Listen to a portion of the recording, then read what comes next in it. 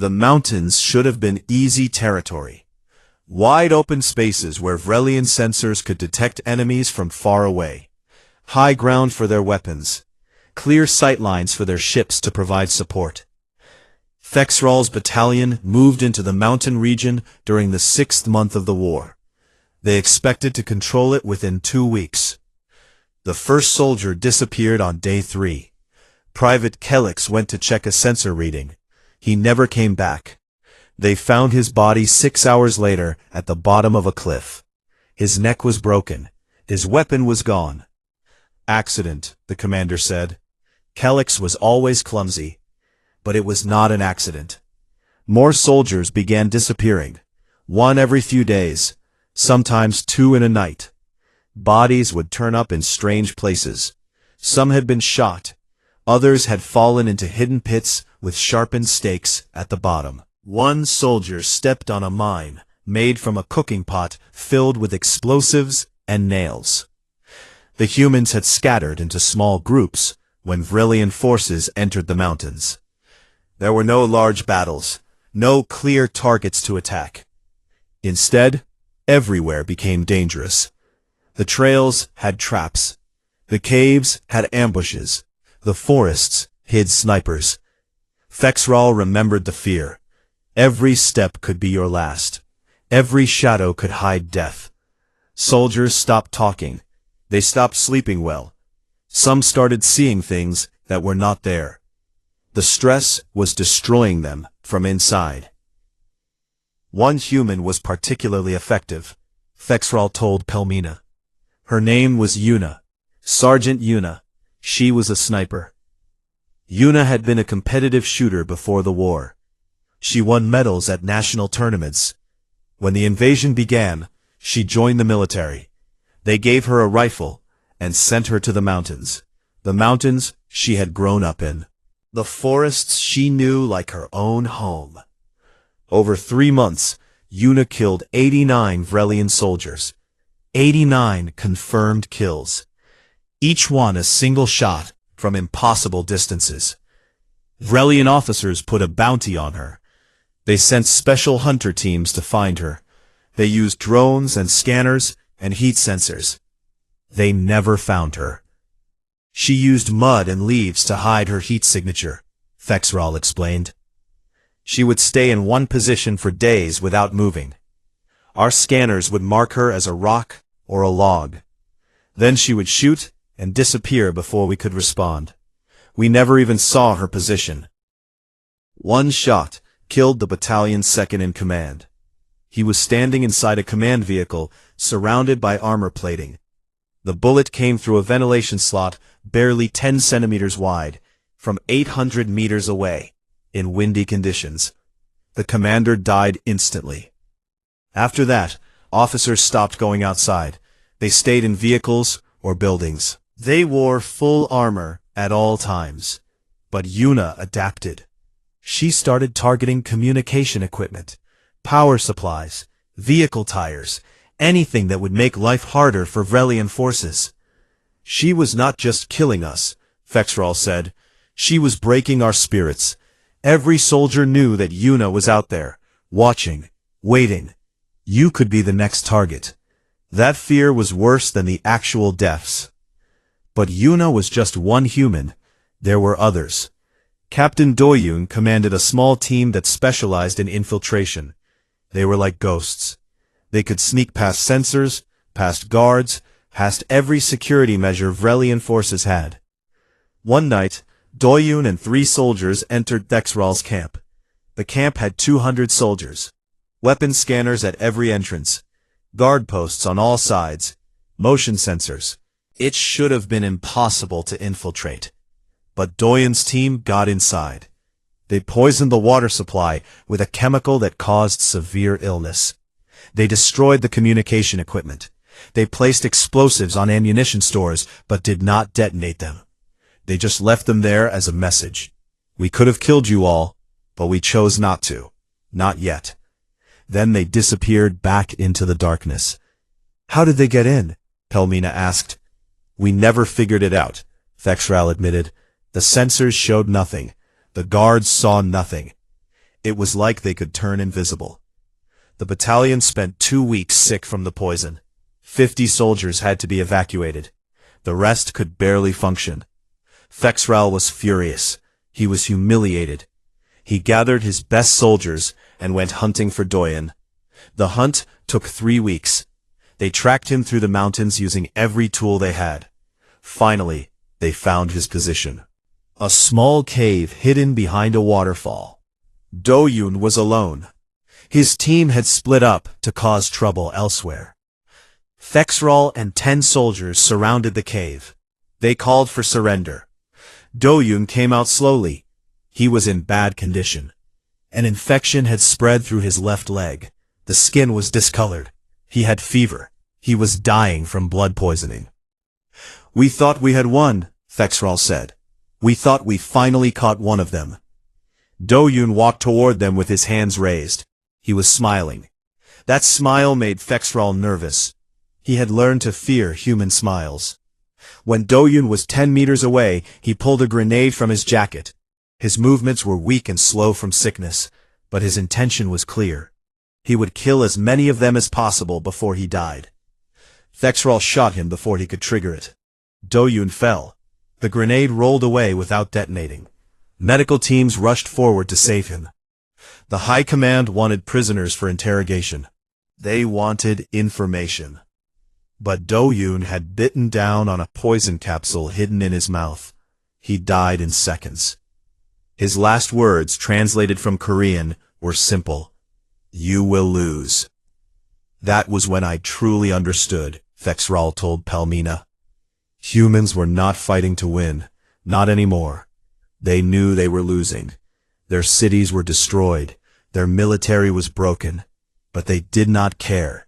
They were fighting to make us suffer, to make us remember, to make us fear them. And it was working. Vrelian soldiers began refusing to go on patrol. Some tried to desert. Others simply stopped following orders. A few even attempted suicide. The psychological damage was severe. These were trained warriors who had fought on multiple worlds, but humans broke them. The mountain campaign lasted 4 months. Vrelian forces finally secured the region, but it cost them 8,000 soldiers. And humans like Yuna were never captured. They just disappeared deeper into the wilderness. Even after the region was secured, soldiers kept dying. Traps planted months ago would trigger. Snipers would take shots and vanish. The mountains never truly became safe. "We won every battle," Fexral said quietly. "But we were losing the war. We just did not know it yet." The High Command was frustrated. Months of fighting, and Earth was still not conquered. They sent 200,000 additional soldiers to finish the job. The target was Seoul, the capital city. If Seoul fell, human resistance would collapse. That was the theory. Fexral was part of the assault force. His battalion had been reinforced with fresh troops who had not yet fought humans. These new soldiers were confident. They had trained for years. They had won battles on other worlds. Earth would be easy, they said. Fexral and the other veterans did not speak. They knew better. The assault began in the 11th month of the war. Orbital strikes hit military targets around Seoul. Vrelian forces moved in from all sides. They expected street fighting, house-to-house combat. It would be difficult, but manageable. What they found was worse. Humans had evacuated all civilians from Seoul. They turned the entire city into a fortress. Every building was a firing position. Every street was a kill zone. Every intersection had prepared defenses. The city was a maze designed for one purpose: to kill Vrelian soldiers. The first day, we lost 3,000 soldiers, Fexral remembered. 3,000 in one day. The new troops were in shock. Nothing in their training prepared them for this. The human commander coordinating the defense was named Sumi. Commander Sumi. She was brilliant at urban warfare. She understood that Vrelian forces had better weapons and armor, so she made those advantages meaningless. Buildings were rigged to collapse on advancing soldiers. Streets had hidden tunnels that allowed humans to attack from behind. Sniper positions were placed with perfect sightlines. And everywhere, there were traps. Explosives hidden in rubble, wires that triggered when stepped on, doors that opened onto empty shafts. But the worst part was psychological. Sumi had humans broadcast messages on Vrelian communication frequencies. They read out the names of dead soldiers. They played recordings of Vrelian distress calls from previous battles. They showed casualty numbers updated every hour. "You have lost 847 soldiers today," the broadcasts would say in perfect Vrelian language. "How many more will die tomorrow? How many of you will ever see home again?" It was psychological warfare at its finest. Soldiers could not escape the messages. They heard them constantly. The numbers kept growing. The names kept coming. The stress was unbearable. Fexral's unit was sent into the subway tunnels under the city. Intelligence said humans were using them for supply routes. The mission was to clear the tunnels and cut off those supplies. The tunnels were dark. Vrelian lights helped, but shadows were everywhere. The unit moved slowly, checking every corner. 200 soldiers entered the tunnel system. They had heavy weapons, body armor, communication with command. They should have been safe. But a human team led by Specialist Junho was already down there, waiting. Junho's team knew the tunnels perfectly.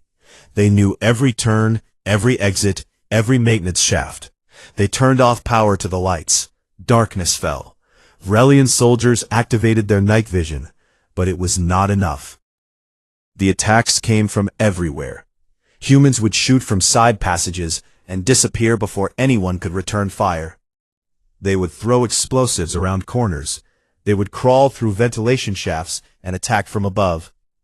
The tunnel system became a nightmare. "We were trapped down there for 4 days, Fexral said. His voice shook with the memory. 4 days of constant fighting in the dark, no sleep, limited food and water. We could hear them moving around us, but could not see them. Some soldiers started shooting at shadows, at each other. When Fexral's unit finally fought their way out, only 12 soldiers remained from 200. Junho's team had been just 6 humans, 6 against 200, and the humans won. The battle continued for weeks. Vrelian forces pushed deeper into the city.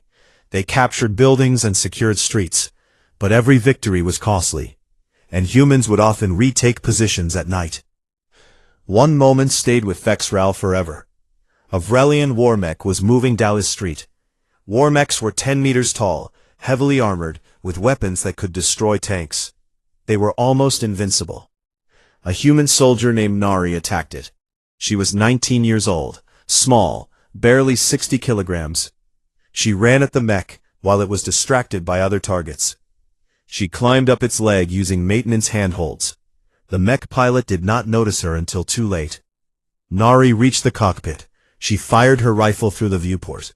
The mech stumbled and fell. Nari fell with it. The impact killed her instantly, but her squad ran forward and recovered the mech. Later, humans repaired it and used it against Vrelian forces. She sacrificed herself to capture one mech, Palmina said. Was it worth it? To humans? Yes. Every small victory mattered to them. Every captured weapon, every dead enemy. They counted it all. They celebrated it all. Meanwhile, our soldiers were breaking. The breaking point came in the 3rd month of the Seoul battle. Vrelian casualties reached 100,000, half the assault force. And Seoul still had not fallen. Worse, soldiers were refusing orders. Some units simply stopped advancing. They would not move forward into the death trap that was Seoul. Officers threatened punishment. They promised rewards. Nothing worked. The soldiers had seen too much, lost too many friends. The humans were willing to die, but Vrelian soldiers wanted to live. That difference was everything. Fexral saw soldiers attempt suicide rather than enter Seoul again. He saw units mutiny and attack their officers.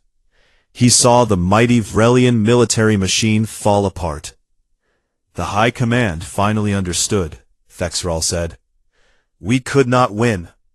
Even if we destroyed every building in Seoul, even if we killed every human in the city, we could not win. Because winning meant breaking the human spirit, and their spirit could not be broken. The battle lasted 6 months total. 140,000 Vrelian soldiers died. Seoul never fell. Humans held the city until the peace negotiations began. After Seoul, everything changed. The High Command stopped talking about conquest. They started talking about withdrawal. Officers who had pushed for invasion were quietly replaced. The official story was that Earth had strategic value, but was not worth the cost of continued fighting. The Vrelian Empire was afraid. For the first time in 800 years, they were afraid of an enemy. Seoul was where we learned the truth, Thexral told Palmina. Humans could not beat us in open battle. Their technology was inferior, their numbers were smaller. But they could make us pay such a terrible price for victory, that victory became meaningless. And they would never surrender. Never. They would fight until every last human was dead. We could win every battle, and still lose the war. Palmina looked at her notes. The numbers were staggering. The stories were horrifying. But one question remained. Why did the Empire retreat? She asked. You had more soldiers, better weapons. You could have sent more troops, bombarded the planet from orbit. Why stop? Thexral was quiet for a long moment. The sun had set completely now. The room was lit only by soft lights. Shadows filled the corners. He looked old and tired. We could not win, he finally said. Not because we could not kill them. We killed millions of humans, destroyed their cities, ruined their world. But they would never stop fighting. Never. And we were not willing to kill every human on the planet. That would be genocide. Even the Empire has limits. The truth was more complicated than that. The war had cost too much. Not just soldiers, but resources, ships, equipment, money. Other species in the Empire were watching. They saw that humans, with their primitive weapons, had fought the mighty Vrelian Empire to a standstill. Some species began to think about rebellion, about resistance. The Empire could not allow that. Peace negotiations began in the 13th month of the war. Thexral was there. He had been promoted after Seoul, though he did not want the promotion. They needed officers who understood humans, who had fought them and survived. The meeting took place in a neutral space station. Vrelian diplomats came with lists of demands. They would withdraw, they said, but Earth must pay tribute. Must allow Vrelian observers. Must limit their military. The human negotiator was Colonel Minho. He had fought through the entire war. Lost his right arm in Busan. Lost his left eye in the mountains. His body was covered in scars. But his remaining eye was clear and sharp. No, Minho said simply. The Vrelian diplomats were shocked. They had just offered generous terms. They were allowing humans to survive. How dare they refuse? Minho smiled, that terrible human smile. You invaded our world, killed our people, destroyed our cities, and now you want tribute? No, you will leave. You will pay reparations for the damage, and you will never come back. Those are our terms. The diplomats were outraged. They began to argue. They threatened to resume the war. They said the Empire would send more troops, would destroy Earth completely. Minho listened quietly.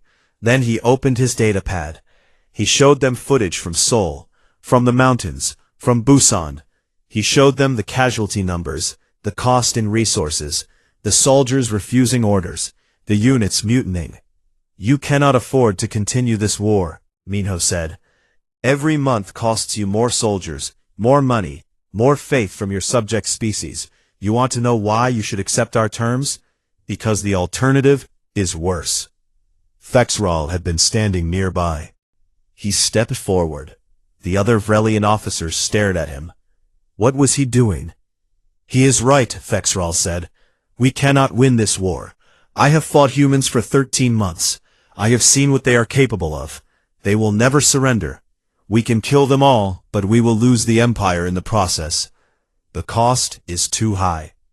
The room erupted. Officers shouted at Thexral, called him a traitor, a coward, but Thexral did not care. He had seen too much, lost too many soldiers. He was done with this war. 3 days later, the Empire agreed to human terms. Complete withdrawal from Earth, reparations paid over 20 years, no contact unless humans initiated it. It was the first time in 800 years the Empire had retreated from a conquest. Many called me a traitor, Thexral told Pelmina. Some still do. I lost my rank, my status, but I do not regret it. I helped end a war we could not win. The peace held. The Empire never returned. And slowly, the truth about the war spread. Other species learned that humans had fought back, had made the Empire retreat. Some began to hope, to plan, to think about freedom. Are humans dangerous? Pelmina asked. Should we fear them? Thexral thought about this carefully. Humans are not dangerous because they are strong, or because they have good weapons.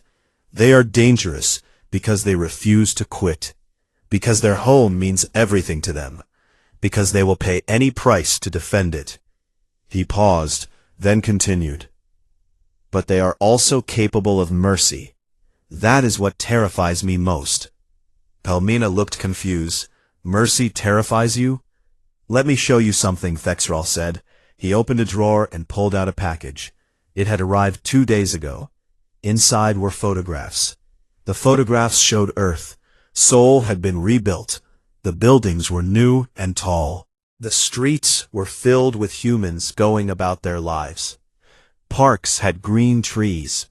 Children played in playgrounds. It was beautiful.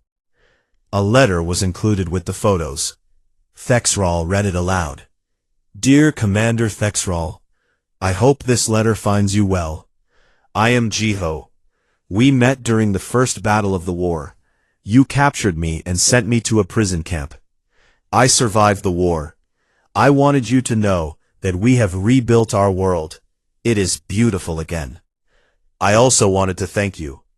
During the peace negotiations, I learned that you spoke in favor of ending the war. You saved lives on both sides. I do not forgive you for the invasion, but I understand that soldiers follow orders. I hope you have found peace. Respectfully, Jiho. Thexral's hands shook as he held the letter. Tears ran down his face. All 3 of his eyes were crying. We invaded their world, he said quietly, killed millions of them, destroyed everything they had built. And this man, this soldier I captured, he thanks me. He hopes I have found peace. What kind of species does that? Pelmina did not know what to say. The letter did not make sense. After everything humans had suffered, how could they forgive? That is why humans terrify me, Thexral said. They can fight with a fury that destroys armies, but they can also forgive when the fighting ends. They can rebuild, move forward, hope for better things. We Vrelians know how to conquer. We know how to rule, but we do not understand forgiveness. We do not understand hope. Humans do. He put the photographs back in the drawer. The interview was almost over. Pelmina had her story. The truth about the war. The truth about why the Empire retreated. What should we do about humans? Pelmina asked. If they are so dangerous? Thexral looked at her seriously. We should leave them alone. Let them rebuild. Let them live in peace. And if we ever meet them again, we should treat them with respect. Not as primitives, not as inferior, but as equals. Will the Empire accept that? They have no choice. The humans made sure of that. Thexral smiled slightly. And perhaps that is good. Perhaps we needed to learn humility, to understand that being powerful does not make us superior. The humans taught us that lesson. It cost them dearly. It cost us dearly, but it was a lesson we needed. Palmina turned off the recording device. The interview was done. She had hours of material, a story that needed to be told, the truth about the war that the Empire tried to hide. As she prepared to leave, Fexral spoke one more time. When you write your history, tell the truth. Tell them about the humans who fought so fiercely. Tell them about our mistakes. Tell them why we lost. Future generations need to know, so it never happens again. Palmina nodded. All of it. She left Fexral sitting in his chair, surrounded by shadows and memories. An old soldier who had seen too much, who had learned too late that some enemies cannot be defeated, only respected. Outside, the stars shone in the night sky. Somewhere out there was Earth, a small planet orbiting a yellow star, a planet that had changed the Empire forever, a planet full of humans who refused to quit, and the Empire would never forget them. The recording device hummed softly in the quiet room. Fexral sat in his chair, his old body tired and covered in scars. His blue skin looked pale now, not the bright color it had been during his fighting days. Across from him sat Palmina, a young historian with her datapad ready. She wanted to know about the war that nobody liked to talk about. "Tell me about the humans," Palmina said softly. Her voice was respectful. Everyone knew that Fexral had fought in that terrible war 20 years ago. Fexral closed his 3 eyes for a moment. The memories hurt. They always hurt. But someone needed to know the truth. Someone needed to remember. "We thought it would be easy," he began. His voice was rough like sand. Earth was a small planet. The humans had simple weapons, guns that shot metal bullets, no energy shields. Their bodies were soft and weak. They needed oxygen to breathe. They could die from so many things. Palmina wrote notes on her pad. So the Empire decided to invade. Yes, we needed the planet. It had water, good soil, perfect air. The High Command said it would take 3 weeks, maybe 1 month if the humans were stubborn. Fexral laughed, but it was not a happy sound. We were so stupid. He remembered the first day. 50,000 Vrelian soldiers had landed near a place called the Korean Peninsula. Their ships blocked out the sun. Their weapons could destroy buildings in seconds. The human military base looked tiny compared to their force. The fighting started immediately, Fexral continued. Humans came out of their base shooting. We cut them down easily. Our armor was too strong for their bullets. But they kept coming, wave after wave. They would not stop. The battle lasted 3 days. Vrelian forces won, of course. They always won. But something felt wrong. Fexral remembered walking through the destroyed base. His soldiers were quiet. Usually after a victory, everyone celebrated. But not that day. "I found a human soldier in the ruins," Fexral said. His voice became quieter. His name was Jiho. Young man, maybe 20 years old. His arm was broken. He had 3 bullets in his leg, blood everywhere. But when I pointed my weapon at him, he did not beg. He did not cry. He just looked at me. "What did you see in his eyes?" Palmina asked. "Calculation. He was figuring out how to kill me even while dying. I saw him look at my weapon, at the knife on my belt, at the distance between us. His body was broken, but his mind was still fighting." Fexral shook his head. "I took him as a prisoner. I needed to understand." Through a translator device, Fexral had talked to Jiho. He asked why the humans fought so hard for one small base. Why not surrender and save lives? The smile made Fexral uncomfortable. "This is our home," Jiho had said. "Every meter you take, we will make you pay for it. Every building, every street, every room. You can kill us all, but you will remember us. You will have nightmares about us. You will fear us." At the time, Fexral thought the human was crazy from pain. The Vrelian Empire had conquered 40 planets. They had fought 12 different species. All of them had surrendered when they saw they could not win. Humans would be the same. They had to be. I sent Jiho to a prison camp, Thexral told Pelmina. I thought he was just one angry soldier. I thought most humans would be reasonable. I was wrong about everything. The next week, more battles happened. Vrelian forces moved deeper into human territory. They won every fight, but each victory cost more soldiers than the last. Humans started using tactics that no civilized species would use. They hid among civilians. They trapped buildings with explosives. They attacked at night when Vrelian sensors were less effective. After 1 month, we had lost 5,000 soldiers, Thexral said. The High Command was angry. This was supposed to be easy. They sent more troops, better weapons, orbital bombardment support. But the humans adapted. Every time we changed our tactics, they changed theirs. They learned so fast. Pelmina looked up from her notes. What did you think at that point? Thexral was quiet for a long moment. Outside the window, the sun was setting on his homeworld. A peaceful sight. He remembered there was no peace on Earth, not during the war. I thought we were fighting soldiers, he finally said. Professional warriors like us. But I was wrong. We were not fighting soldiers. We were fighting survivors. And survivors don't quit. They can't quit. Because quitting means death. The recording device continued to hum. Pelmina waited for more. Thexral knew she wanted the full story. The terrible, bloody story of what happened when the Vrelian Empire met humanity. He would tell her. Someone needed to know. Someone needed to understand why the mighty empire had retreated for the first time in 800 years. Let me tell you about Busan, Thexral said. That is where I learned the truth about humans. Busan was a city by the ocean. Thexral and his battalion surrounded a human military compound there during the 3rd week of the invasion. The compound was not large, maybe 300 human soldiers inside. Vrelian forces numbered 2,000. The mathematics were simple.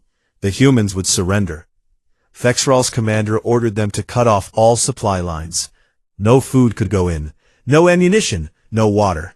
The humans would have to give up or die of thirst. It was the civilized way to end a battle. Less death on both sides. 3 days passed. Nothing happened. The humans stayed inside their compound. Vrelian sensors detected them moving around, but they did not come out. They did not try to break through the siege. They just waited. We thought they were preparing to surrender, Thexral told Pelmina. We were wrong again. On the 4th night, the attacks began. Small groups of humans came out in the darkness. They moved like ghosts. Vrelian sensors could barely detect them. They wore no armor, carried no heavy weapons, just knives and metal bars. Improvised weapons. The first attack killed 12 Vrelian soldiers. The humans struck fast and disappeared before anyone could respond.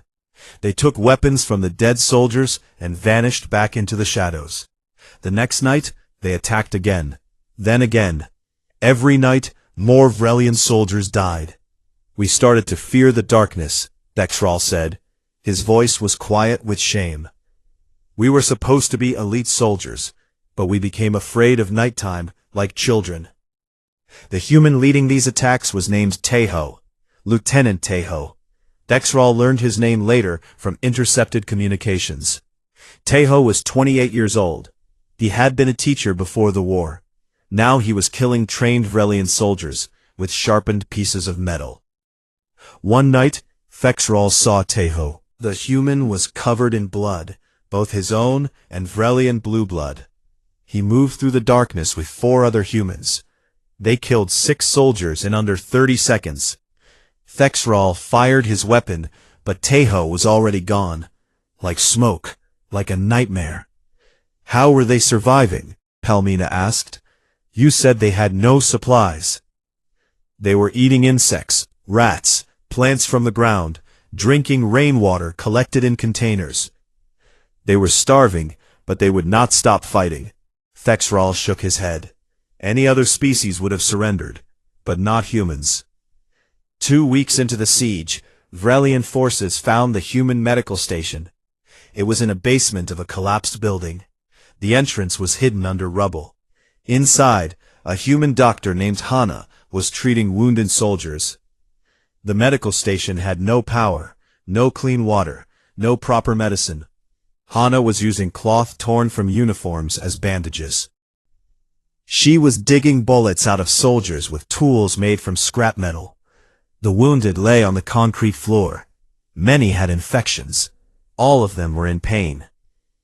"We thought we were liberating them," Fexrel said bitterly. "We thought they would be grateful for rescue." The Vrelian soldiers called out in translated Korean. They said the wounded would receive proper medical care. They said the war was over for them. They promised safety. Hana looked at them through the doorway. She was young, maybe 25. Her hands were shaking from exhaustion. Blood covered her clothes. She had not slept in days. Anyone could see that. She smiled at the Vrelian soldiers. Then she showed them the explosive device in her hand. She said she would rather die than let us capture wounded soldiers, Fexrel remembered. She said if we came closer, she would blow up the entire basement, kill everyone inside, including herself, including the soldiers she had been working so hard to save. The Vrelian commander did not believe her.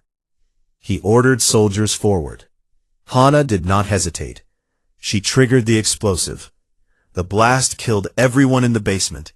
30 wounded human soldiers, 1 doctor, and 40 Vrelian soldiers who were too close to the entrance.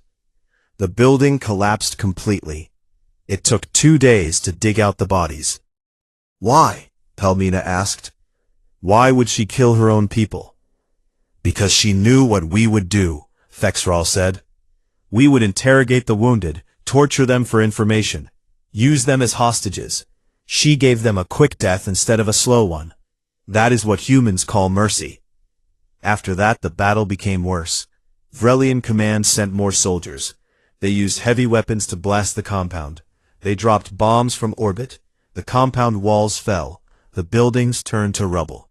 Surely now the humans would surrender. But they kept fighting. They fought from the ruins. They fought from tunnels under the ground. They fought with stolen weapons and handmade explosives. Every room had to be cleared. Every tunnel had to be searched. Humans would hide among corpses and attack when soldiers passed. They would wait for days without moving, then strike at the perfect moment. Tejo died in the 5th week. An orbital strike hit his position. But by then, others had learned his tactics. The night attacks continued. The fear continued. The compound finally fell after 40 days. Not 3 days like planned. 40 days. Out of 300 human defenders, none survived. They fought until every single one was dead. But the cost was terrible. "We lost 4,000 soldiers taking that compound," Fexral said. 4,000 for one small military base. They could not understand how primitive humans had killed so many of us. Palmina was quiet. She looked at her notes. The numbers did not make sense to her either. "But that was just one battle," she finally said. "Surely others were easier." Fexrol laughed. It was a harsh, painful sound. Busan was easy compared to what came next. The mountains were waiting. And in the mountains, we learned that humans are not just stubborn. They are patient. They are smart. And they never, ever forget.